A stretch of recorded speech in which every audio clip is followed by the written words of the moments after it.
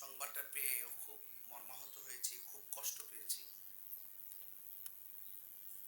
মাধবপুর চারাবাঙ্গা দরবার শরীফের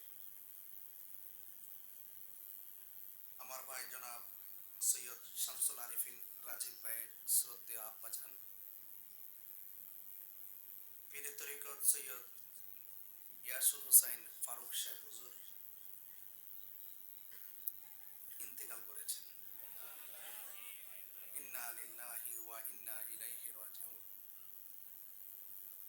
আমি খুব কষ্ট পেয়েছি।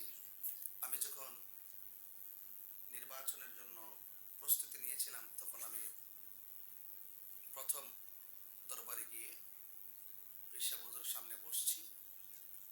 আমি বলছিলাম যে আমি বৃহত্তর সুন্নি জোট থেকে আমাকে এখানে মোমবাতি প্রতীকে নির্বাচনের জন্য বলতেছেন। তিনি আমাকে অনেক দোয়া করেছিলেন। আমার ভাইয়েরা, আপনারা যারা এখানে এসেছেন, তিনি অত্যন্ত সাদা মনের মানুষ ছিলেন, সুন্নিয়তের নিবেদিত প্রাণ ছিলেন। অনেক ভক্তবৃন্দ আছেন, সকল ভক্তবৃন্দদেরকে সুখের সাগরে ভাসিয়ে তিনি মহান রবের ডাকে পরপারে সাড়া দিয়েছেন।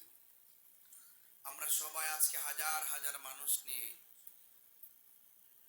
ঈশা হুজুরের জন্য দোয়া করি, আল্লাহ পাক যেন হুজুরকে জান্নাতুল ফেরদাউসের আলা মকান দান করে।